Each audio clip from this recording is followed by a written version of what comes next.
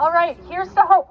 Let's come in a little closer, because I think that when we have hope, it's motivating, it's contagious, and so let's stand shoulder to shoulder as we foster that hope. I'm really excited to be here today. Thank you, Brad, for that land acknowledgement, reminding us where we are. And my name's Trish Estabrooks. I'm a mom of 2 kids at Edmonton Public Schools, and I also had the great honor of serving as school board trustee for Edmonton Public Schools in this part of our city, and I was board chair as well. And I noticed that there are some Edmonton Public School Board trustees amongst us here today, so welcome to you all. You are strong advocates for our public education system. So where I want to start today is actually taking us to a place where we've all been, which is the first day of school. So imagine that first day of school. Maybe it's your own first day of school. Maybe it's your kid's first day of school. Maybe it's your grandkids, or your niece, or your nephew. Maybe it's the kid down the street. Now imagine the thousands of kids that walk into public schools across our city. And imagine what it's like for those kids walking through the doors for the first time in a public school in our city. And imagine that it doesn't matter their ability. It doesn't matter how much money their parents have. It doesn't matter where they're from. It doesn't matter who they love, who they have a crush on, for crying out loud. What matters is the thrill of discovery. That's right. I love that. What matters is the thrill of discovery. The potential that opportunity exists when they walk through the doors of our public schools. And that, my friends, is the beauty of public schools. And the idea that they can walk through the doors of these schools and they can become, they can thrive, they can imagine, they can be curious. Because do we not want to make sure that we have workers in our healthcare system who are well educated? We want to make sure that the folks that work on our roads and test our water and run for civic government, and the teachers in our schools, and the educational assistants and all the support staff, that they're well educated, that they're curious. And this is the foundation of public education. The other thing I want to say is that the foundation of public education, actually, where's my new friend Wendy? Wendy, yes. This idea that public education is the great equalizer. Again, go back to that first walking into school. No matter who you are, you have the opportunity to have access to a great education. And that is the beauty of public education. The other thing I want to talk about is this idea that public education is the foundation of our democracy, and that our society is stronger when we work together, when we build something together. That's right, and that's where it's rooted in hope. That an investment in public education is an investment in our future. And I've seen this message echoed on the scroll of discontent, as we call it, that MLA Raki Pancholi will be presenting. And so I encourage you to make sure that you sign this scroll of discontent. Public education, in my mind, and I'm sure in yours as well, opens the door to the idea that we are part of something bigger. The idea that as a society, we can take care of each other. The idea that we are there for each other. And this is the last thing I want to say. And this is this idea of that we're there for each other, especially right now. We're there for each other in moments of solidarity. Because I think back to where we all were just a few weeks ago, months ago, and I'm looking at Jason Schilling, standing shoulder to shoulder with teachers in a historic standing up for public education. And before that, and I see Mandy Lamoureux is here, president of 3550, standing shoulder to shoulder with educational assistants and support staff in our schools. And you went to that picket line and you'd say, why are you out here? Why were your members out on that picket line, Mandy? And they didn't say they were there for their paycheck or their family. They were there for all kids and for public education. Same thing with teachers. Teachers, frontline workers, educators. educational assistants. They are heroes in our province. They are the ones who said enough is enough. Start funding education properly. Enough is enough. Stand up for something. And that, my friends, is the message that we want to send here today. We are for public education.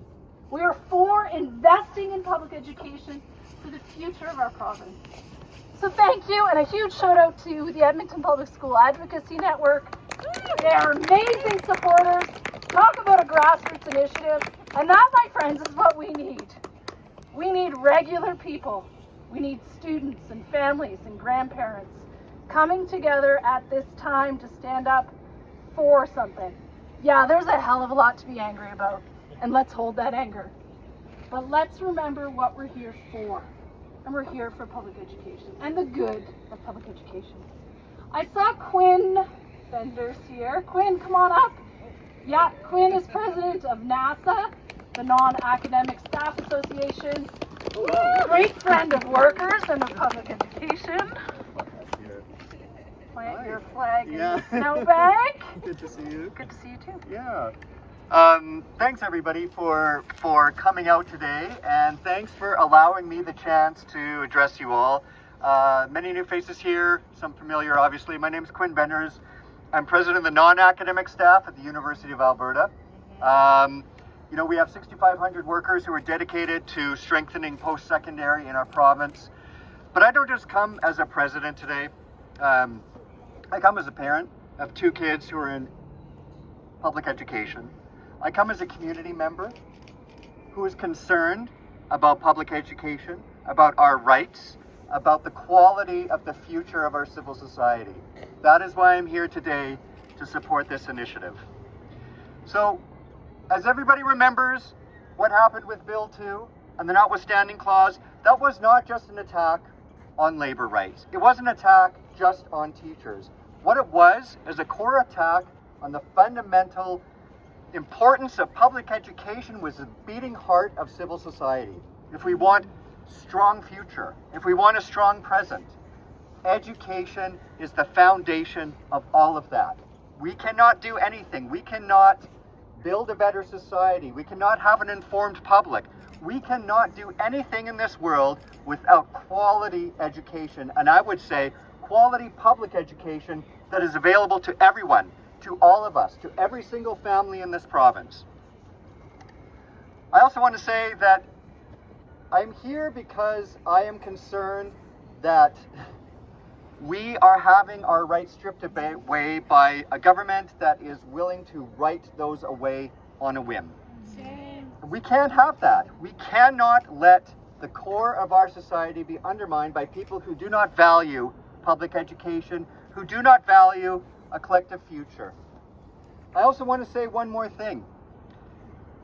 We're here because the title of this event is called For the Love of Education, and I would also say the love of public education. The love of public education, because everybody should have access to quality education, not dependent on how much they can pay, not dependent on where they live, not dependent on who they are. This is all of our future. This is the heart of civil society. I'm going to encourage every one of you, keep supporting, get out there, keep supporting education, because this is the heart of everything that we are, everything that we want to be, and everything that we aspire to do. And finally, I just want to say thank you to the staff, to the teachers, and to the students who make public education in this province what it is today. Thank you very much, and solidarity. Anybody else up? Brad. Okay. Come on down. You want me to hold? No, I'll You go got sit it? on the table. Oh, whoops. Yeah, I've got it. I'm gonna just set this down for a second because I got lots to be angry about. Like you're sad. All right. Well, first of all, sorry for being late. I was digging my neighbor out of a snowbank. But I appreciate everyone being out here today. We're all here because we love public education. We know that we wouldn't be where we are without it. I remember when 3550 and QP locals across the province went out on strike. And we were out there every single day with them at Public Interest Alberta, standing alongside them, because it wasn't just about working conditions, though it was very much about that, but it was about the future of our education system. And then a few short months later, the teachers went out and they showed us the way and they stood up for public education. And my message today is that we're all in this together, right? If we don't stand up for public education now, it's going to be dismantled before our eyes, as it already is. And we know what's going to happen with this UCP government. They're going to continue to privatize it. They're going to continue to decimate the quality of our public education system until people are going to want to seek alternatives. We've seen this playbook in the United States. We don't need the Americanization of our public education system. So what we need to do is stand up every single day, talk to our neighbors, and make sure that we're organizing, okay? So at Public Interest Alberta, if you haven't heard about us, you need to check us out. I try to be out here as much as I possibly can, but we're going to be organizing a public education campaign that is going to put public education on the top of everyone's list come the next election. We have so many recall petitions that are going on. I know many of you are collecting signatures and signing up for those. Woo! Recall Nate Glubich, hell yeah. And all of them, quite honestly. And the Save Public Education referendum petition. If you're not a canvasser already, I know you're going to sign up today and do that. Many of you are already collecting signatures every single day. That's great. But that's not where it ends. That's not where it ends, right? This is just the beginning. I can say honestly, I know I was a little bit disappointed when the teachers were forced back to work. A little bit disappointed is putting it very mildly. I was really, really pissed off because their attacks on teachers' rights was an attack on everyone's rights. If they can come for teachers, they can come for all of us, and they will. And they've shown that they'll come for queer kids and trans kids and gender diverse kids and two-spirit kids to deny them the right to participate in sport. I have an 8-year-old daughter. I don't want her to start playing sports and have to prove to the government who she is. I want her to be able to go to school, participate fully in community and sport, and be able to feel safe and welcome to do so. And I know we all feel the same way. And I know that most of us in Alberta feel the same way as well, right? So that's my message today, is there are more of us than there are of them in Parents for Choice, in the UCP, and in the far radical right. Yesterday, I was talking to Sean Amato from City News about the 4 books that the UCP minister said, you know, those really need to be off the shelves. And I had a conversation with a couple of school board trustees. I'm not going to name any names. And they said they're complying with the ministerial order as it's written. And then I went back and reread a book called Flamer. If you haven't read it, I highly recommend it. It's a good graphic novel. It's a coming-of-age book, and it's beautiful. It's about a 14-year-old boy in America who's struggling with coming out, he's struggling with body issues, and he's struggling with suicide as well. And this book is a book that has been there for millions of kids, showing them that they're not alone. It's not about sexual perversion or, you know, graphic displays of inappropriate, age-inappropriate sex or sexual acts. There's a kiss, there's a peck on the cheek. It's kind of cute, actually. And there's a locker room scene, you know, where people are showering. That's it. But you know what it's about? Honestly, I'll say it. I'm going to call it out. It's about homophobia. That's what it's about. Yeah. The UCP, don't want any difference in our schools and our communities. They want everyone to look the same, talk the same, think the same, and act the same. But that's not what Alberta is about. That's not what we're about. We're a diverse place. Our diversity gives us strength, and we're a welcoming place as well. I really believe that Alberta is a big province with a lot of different ideas, and there's a lot of us who believe the same. And so going into this next election, I see a couple of NDP MLAs here, which is awesome. Sarah Hoffman, former chair of the Edmonton Public School Board as well, and Marlon Schmidt, MLA for Edmonton Gold Bar. Don't tell them to smile. Well, they just sometimes. There it is. We have friends. We have more friends than we have enemies. We need to stand shoulder to shoulder. So I'd like to invite you today, all of you, to come to our conference on May 8th and May 9th for Public Interest Alberta. We'll be talking about not only what's wrong in education, but what needs to be fixed and how to do it. How are we going to get there?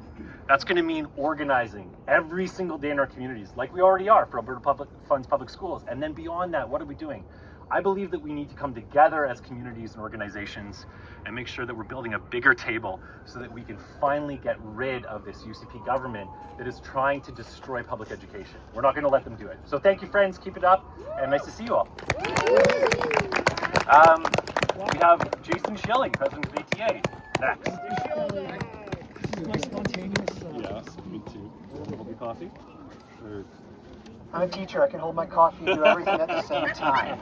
Well, good afternoon, everybody. Thanks for being here and showing your support for public education in the province. I'm happy to see some of my union brothers and sisters here today. Mandy, it's good to see you. And, you know, outside in the winter time, we're used to it, but it's not as cold as it was before. This is awesome. Yeah, definitely. I would just echo what everybody's been saying about supporting public education in this province, because we know that it matters. And we know that this province has been underfunding public education for about a decade.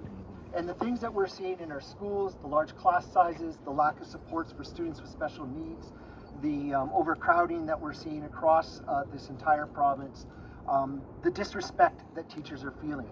It's because this government doesn't value public education. They don't fund public education the way that it should. We're the least funded school jurisdiction in all of Canada and have been for a decade. And so what we need to see is people getting activated across this province and making noise with their MLAs, and you have some here. So make sure that you make sure that they know that you think public education is important. However, I think they do because they're here, right? I would challenge any UCP MLA to show up at one of these get-togethers, one of these days of actions, one of these rallies. I would challenge a UCP MLA to go to a school and actually look and witness what their underfunding has caused across this province. Overcrowded classrooms, students who do not have the supports that they need, teachers who are burning out and are on the brink of leaving the profession. So I challenge UCP to get out there and see the damage that they have done. And then we need to hold them account and challenge them to make it right, to fund public education. And it'll be very telling when we have the budget come down in February in 2026. Will we still be the least funded public education system in Alberta? Will we still have the large classes that we see? Will we still have kids waiting 6 months to 18 months for diagnostic assessments? Will we? Yeah, shame. They should be ashamed of that. In fact, we just did a survey at the association. Students are waiting 6 months to never to get those diagnostics. Some of them are going through their entire school career without the testing that they need in order to get the supports that they deserve. And that is shameful. And this will be the legacy of this government, that they have done this to public education, that they're doing the exact same thing to healthcare, and that they're doing the exact same thing to our other public services in this province. They're making people of this province have to pay more for less, and that is not the way that Alberta should be. It is not the Alberta I believe in. It is not the Alberta that I'll fight for. And so I just thank everybody for being here today. Thank you for everything that you're doing to support teachers, to support public education. I see that we've got a bunch of canvassers here for the Alberta Funds Public Schools petition. So if you haven't signed that, do that today. They all have little badges on. They're superhero badges, so make sure you sign those for them. And make sure that when you get back from this rally on Monday morning, phone your MLA. Make an appointment. Write them a letter. We can't let things just go by without action on our part. We each have a voice. We each have the ability to raise that voice and to raise our concerns. So my challenge for you who are here today is to do that yourself and then tag some of your friends who are doing that work as well. And so thank you for being here. Thank you, Nancy. You know, I'm going to always talk at a rally if you're going to give me a microphone. You should know that. So, and thank you, Nancy, and the group that you're doing for the work that you're doing to make sure that we have actual school spaces in this province, in this city, so that kids can go to school and not have to attend classes in hallways, boot rooms, and gym stages. So